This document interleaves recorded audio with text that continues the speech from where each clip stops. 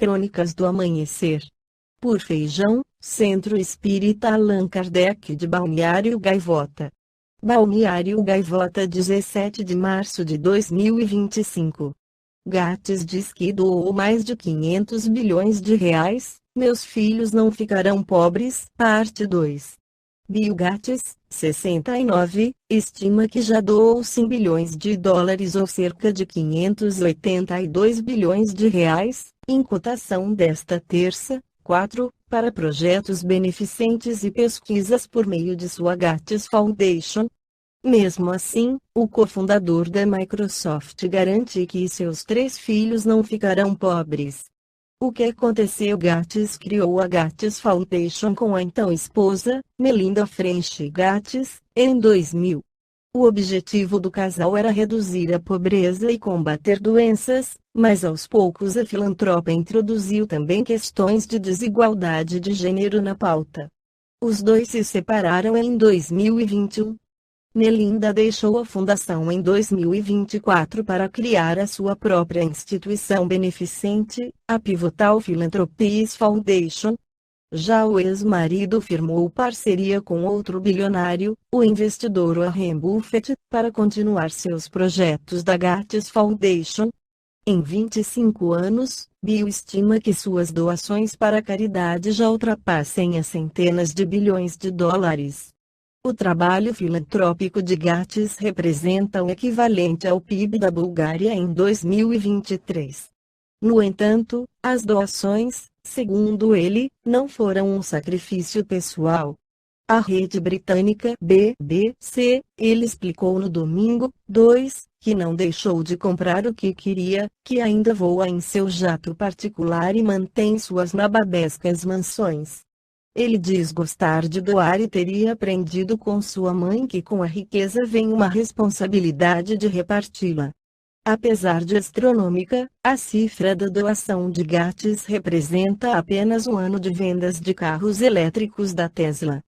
A empresa é de propriedade do atual homem mais rico do mundo, Elon Musk, que levou o título que já pertenceu a Gates.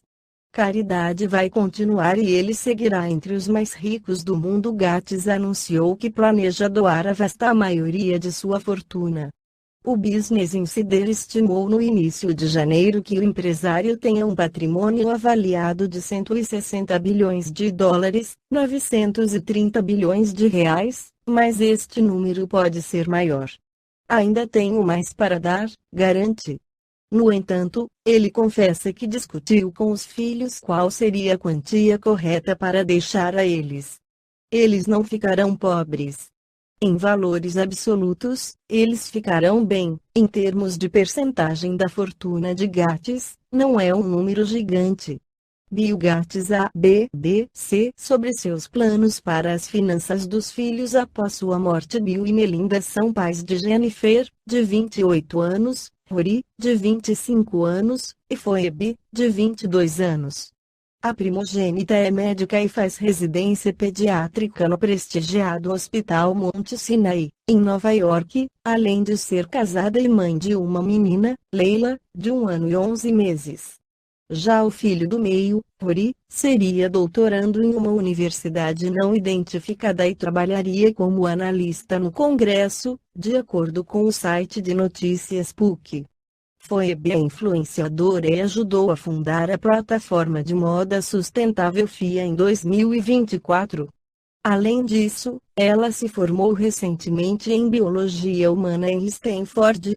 O fundador da Microsoft ainda mantém uma coleção de carros de luxo, propriedades e uma pequena frota de jatos particulares.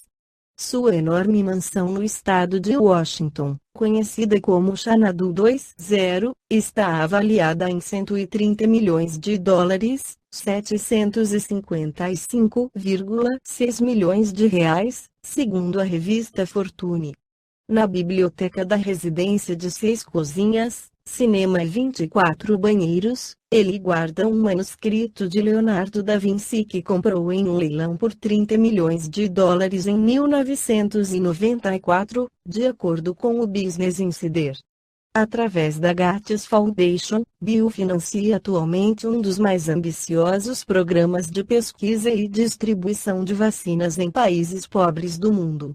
Além disso, ele já investiu no desenvolvimento de drogas para tratar a malária, a doença de Alzheimer, o Ebola, entre outras. Em 2010, ele se comprometeu publicamente a doar quase toda a sua fortuna para a caridade. No Evangelho segundo o Espiritismo, Allan Kardec esclarece sobre a desigualdade das riquezas. A desigualdade das riquezas é um dos problemas que inutilmente se procurará resolver, desde que se considere apenas a vida atual. A primeira questão que se apresenta é esta: por que não são igualmente ricos todos os homens? Não o são por uma razão muito simples: por não serem igualmente inteligentes, ativos e laboriosos para adquirir, nem sóbrios e previdentes para conservar. Aliás, ponto matematicamente demonstrado que a riqueza, repartida com igualdade, a cada um daria uma parcela mínima insuficiente, que, supondo efetuada essa repartição, o equilíbrio em pouco tempo estaria desfeito, pela diversidade dos caracteres e das aptidões, que, supondo-a possível e durável, tendo cada um somente com que viver, o resultado seria o aniquilamento de todos os grandes trabalhos que concorrem para o progresso e para o bem-estar da humanidade, que, admitido desse ela a cada um o necessário, já não haveria o aguilhão que impele os homens às grandes descobertas e aos empreendimentos úteis. Se Deus a concentra em certos pontos, é para que daí se expanda em quantidade suficiente, de acordo com as necessidades. Admitido isso, pergunta-se por que Deus a concede a pessoas incapazes de fazê-la frutificar para o bem de todos.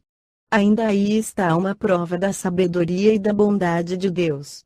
Dando-lhe o livre-arbítrio, quis ele que o homem chegasse, por experiência própria, a distinguir o bem do mal e que a prática do primeiro resultasse de seus esforços e da sua vontade. Não deve o homem ser conduzido fatalmente ao bem, nem ao mal, sem o que não mais fora senão instrumento passivo e responsável como os animais. A riqueza é um meio de o experimentar moralmente. Mas, como, ao mesmo tempo, é poderoso meio de ação para o progresso, não quer Deus que ela permaneça longo tempo improdutiva, pelo que incessantemente a desloca. Cada um tem de possuí-la, para se exercitar em utilizá-la e demonstrar que uso sabe fazer dela. Sendo, no entanto, materialmente impossível que todos a possuam ao mesmo tempo, e acontecendo, além disso, que, se todos a possuíssem, ninguém trabalharia, com o que o melhoramento do planeta ficaria comprometido, cada um a possui por sua vez.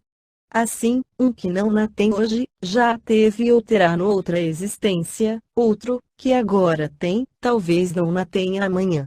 Há ricos e pobres, porque sendo Deus justo, como é, a cada um prescreve trabalhar a seu turno. A pobreza é, para os que a sofrem, a prova da paciência e da resignação, a riqueza é, para os outros, a prova da caridade e da abnegação. Deploram-se, com razão, o péssimo uso que alguns fazem das suas riquezas, as ignóbeis paixões que a cobiça provoca, e pergunta-se: Deus será justo, dando-as a tais criaturas? É exato o que, se o homem só tivesse uma única existência, nada justificaria semelhante repartição dos bens da terra. Se, entretanto, não tivermos em vista apenas a vida atual e, ao contrário, considerarmos o conjunto das existências, veremos que tudo se equilibra com justiça.